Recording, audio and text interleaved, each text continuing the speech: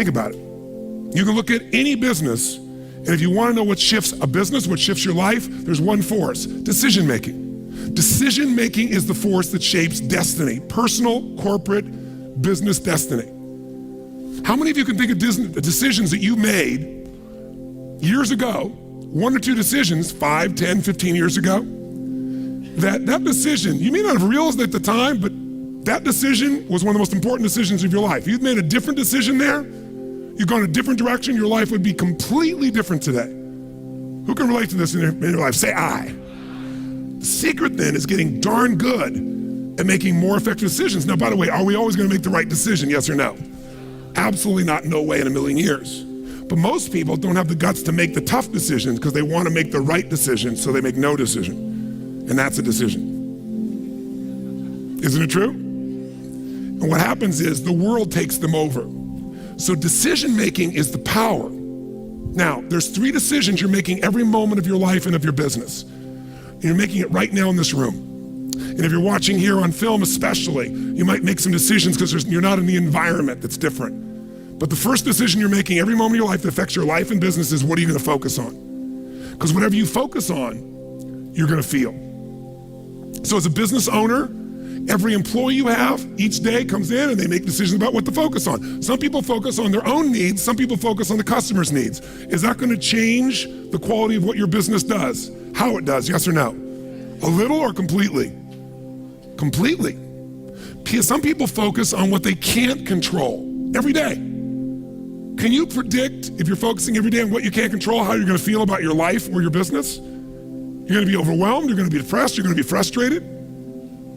Right now, you're deciding what to focus on. You can be focusing on, okay, we're getting into it now. I got the energy, now we're gonna get into the meat of this. You're right, all business is decision-making, better decisions, better life.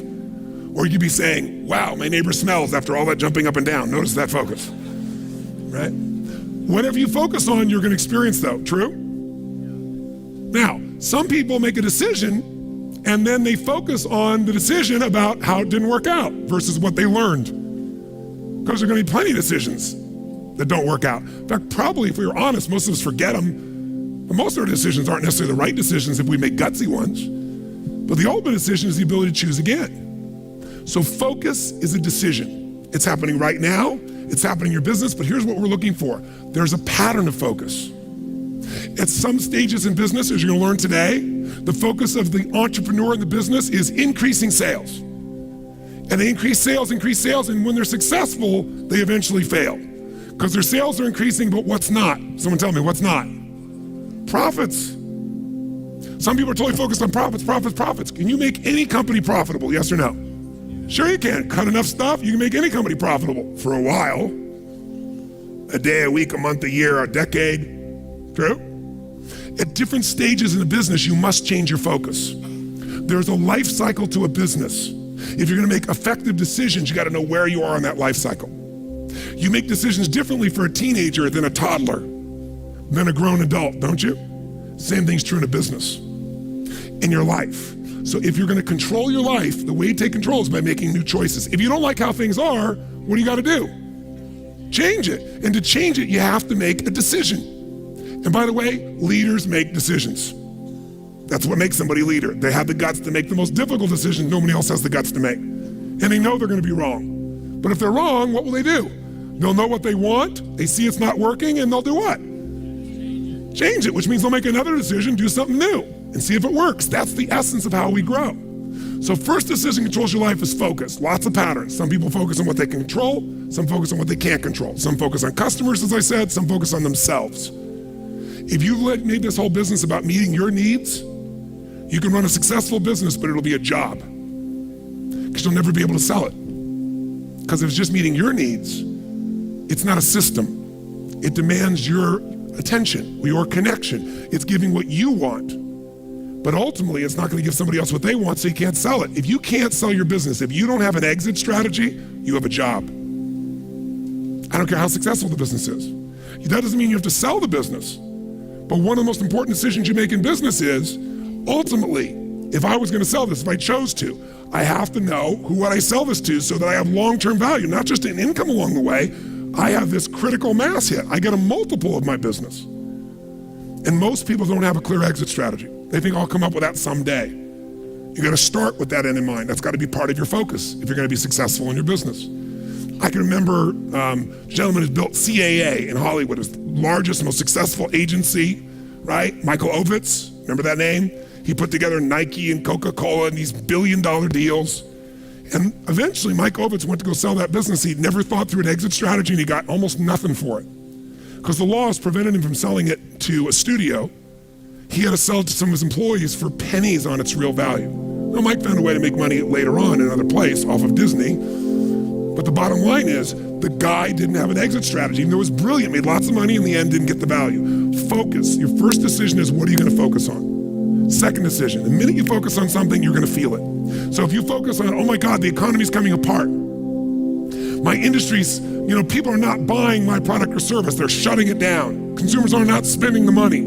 Is that gonna affect your state, yes or no? Now, should you lie to yourself and just pretend there aren't challenges? No, but you're gonna have to focus instead on, what am I gonna do? What's the need that's still there? In any marketplace, there's always still people buying. I've seen it throughout the years.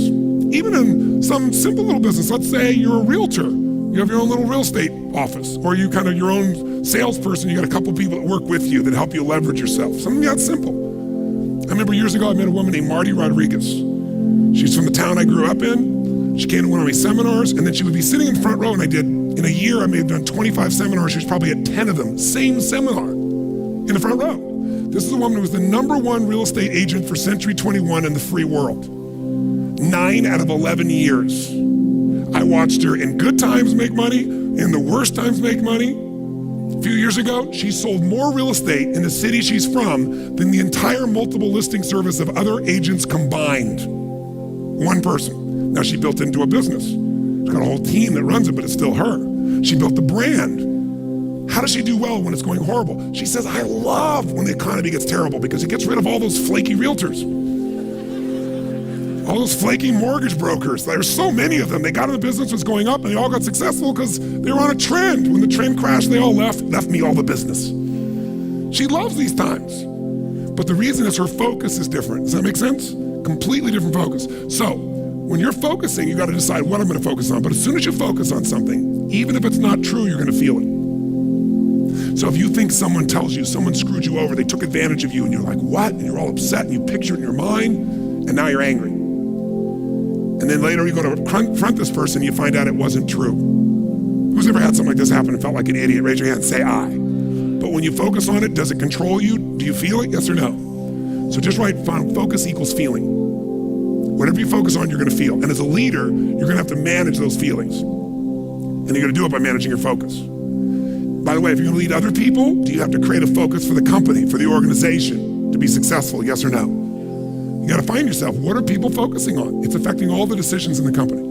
So as soon as you focus on it, finally get to decision number 2. Decision number 2 is, what does this mean? When you focus on something, you gotta give it a meaning. Is this the end or the beginning? If you think this is the end of your business, the end of opportunity, the end of our economy, are you gonna feel differently and act differently than if you think it's the beginning, yes or no?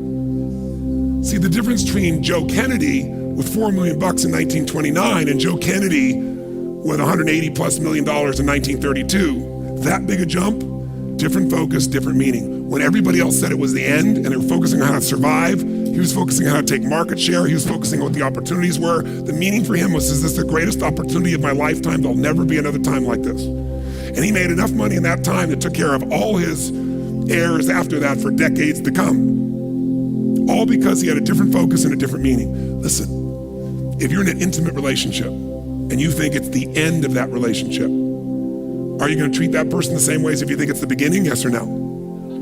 No, somebody's laughing over here, they know, no way. But you know what? In the beginning of a relationship, what will you do for somebody you love? What will you do for them? Come on, what? What? If they say, would you take out the trash? What do you say? I'll take out the trash, of course. What else would you like me to do? Isn't it true? After 3 or 4 years, they say, or 5 or 7, they go, will you take out the trash? Person goes, what do I look like, your janitor? And they go, I don't know what it is. We don't seem to have the same attraction. I don't know what happened. Here's what I tell people. Treat people at the end of the relationship like it's the beginning and there won't be an end. And that's not just your intimate relationship. What if your customers, what if you fell in love with your customers, with your clients, more than your product, more than your company? If your entire life was about meeting their needs, if you would do what for your customers and clients, you would do what? If you love your customers and clients, you do anything, guess what? They're gonna love you. But most people love their customers and clients as long as they buy from them, do what they want, respond to them. And when they don't, they go, that's the end. You want clients for life, not just customers? Fall in love with them. It's a different focus, isn't it? It's a different meaning. And that creates a different life because you make decisions differently from that place. There's another meaning. Is this punishment in my business? Am I being punished by God? Or am I being challenged? Or is this actually a gift what I'm facing right now? Whatever meaning you give controls what you feel. And what you feel controls the third decision. What are you gonna do? Right? The minute you give it a meaning, you get a feeling. When you get a feeling, you're gonna do something. You're gonna take action, you're gonna pull back. A whole economy is driven by this. People start focusing on, oh my God, maybe this is gonna go on forever. Maybe I'm not gonna get what I need. This might be the end of the way things are. I better pull in my reins. I better not spend this money. I better not take any action. And it becomes a self-fulfilling prophecy. How many know what I'm talking about here? So decision-making is your power. You wanna change your business? Think about whatever's changed your business in the past. I guarantee what's changed your business is some decisions you made. You made some decisions that shifted your business in a radical way. Changed things in a way that shifted the game for you. Decisions about people, decisions about products, decisions about marketing or promotion, decisions about locations, decisions about what you're gonna offer, your offerings, decisions. You wanna change your whole business, you can do it next few days just with some new decisions, but you're gonna get stimulated, all kinds of decisions to look at. You gotta decide which ones will make the biggest difference. Today, again, is gonna help you understand where those decisions need to be focused based on where you are in the life cycle of your business and where you are in your personal life cycle. By the way, do you make decisions differently? Do you look at time differently when you're 20, than when you're 30, than when you're 40, than when you're 50, than when you're 60, than when you're 70, yes or no? It'll affect your decisions.